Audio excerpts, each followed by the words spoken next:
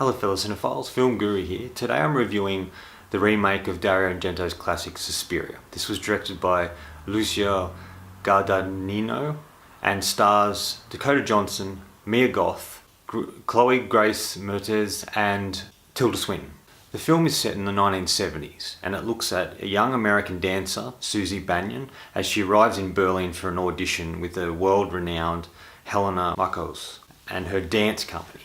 Ultimately, she's able to audition, and Helena sees something in her and ultimately gives her an opportunity to join the renowned dance company, and offering her an opportunity to dance in front of millions of people in the most prestigious dancing school in Berlin. And this is where things start to unravel. Things aren't quite what they seem. Helena and the rest of the teachers at this particular dance school aren't what they seem. And strange things begin to happen. Slowly but surely, Susie starts to be concerned and confused by what's transpiring and doesn't know what to make of the things that are happening in her life and around the people she's involved in at this dance studio. It also looks at an inquisitive psychotherapist trying to uncover the company's dark secrets and enlists the help of another dancer who probes the depths of the studio's hidden underground chambers where horrific discoveries await. This all leads to quite a full-on and quite shocking ending. Look, I'm a big fan of Dario Angento's original Suspiria. I like his movies. I like the dream sort of esque feel to them. I like the colours he uses and the stories he's telling, and the music that he uses is really fantastic as well. And so when I heard they were remaking it, I was a bit concerned. I didn't know if I really wanted to see a remake of it because I was such a big fan of the original film. So I was a bit hesitant to see this film. And it's taken me a while to get to the party of this film because I haven't been able to get my hands on a copy of it until now.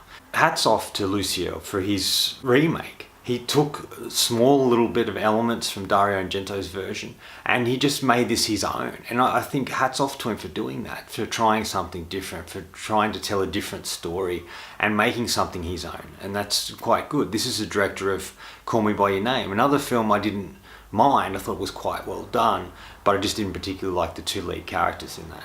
But in saying that, I'm not a big fan of this film. I didn't quite get it and I didn't enjoy it or like it as much as I thought I would. There's a handful of things I liked about this film and other stuff I didn't. So I thought I'd start with the positives, the things I did like. I like it was set in Berlin in the 70s. I like the look and feel of a lot of the film. Some really great shots and ideas within those shots. I like some of the colours that are used and the music's quite well done. And there's a variety of things within it. I love the dance sequences that take place. And the really great scenes are between Tilda Swinton's Helena and Dakota Johnson's Susie. The scenes with those two actors in it are really, really great and well put together, and I really enjoy that sort of dynamic between those two actresses. Dakota Johnson is a surprise. She's actually becoming a better actress than I thought she was, and she does a solid job in this film. A character we can sort of get behind, but we don't quite know a lot about her going in. I think Mia Goth's another actress who's an up-and-comer. The first time I saw her was in Cure for Wellness, but I think she's a really solid actress and she gives a lot of gravity to this particular sequence in the film and the character she's playing, and I really like what she does here. But the real show stealer, the real showstopper, the person who really shines in this film is Tilda Swinton. What a phenomenal actress she is. Not only does she play really interesting, unique characters, but in this film she plays three characters, three uniquely different characters. And each one is unique and different in its own right. And the other two characters she plays, you weren't really sure that it was her, but it was in the credits, and in some of the scenes you can really tell. And I'm just a big fan of her, and more films she does, the better and better I think she gets. And she's one of the greatest actresses of a generation, I think. And she's fantastic in this film. And this was a real driving force for me to stick with this film all the way through to the end. Look, those are the main things I liked about it. Now, the things I didn't.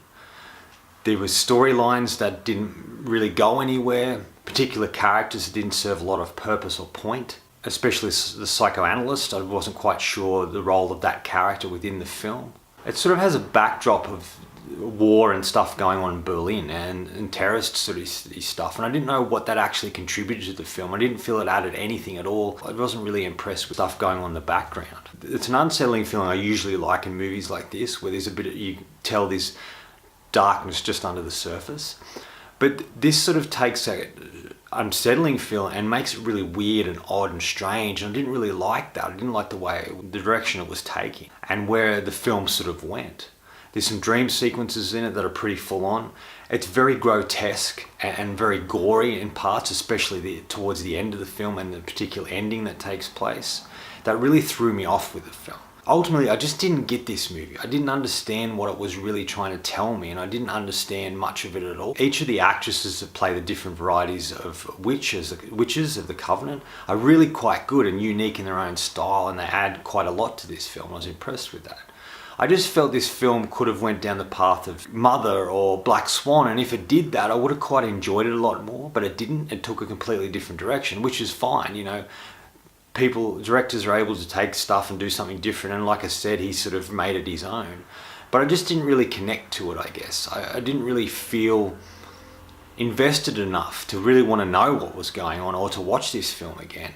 And it just didn't connect with me. So ultimately, I just didn't like it in the way I expected to like it. I just didn't like it, which is sad because I was really excited about this film and I really wanted to like it and enjoy it, but I just didn't. Look, I know people are a big fan of this film and they say it's a masterpiece and all that, and that's great. I'm glad you're able to see more in this film than I did, and you enjoyed it for what it was and you got a lot out of it. And I'm glad that people did and like it like that, and audiences did get that from it. I just wasn't one of them. And it's kind of weird too, because this is a sort of genre and this type of film that I would usually really love and enjoy and try and work out what's going on, the multi-levels and layers to things. But this film just made me feel unsettled and made me feel kind of sick in a way with particular sequences that take place.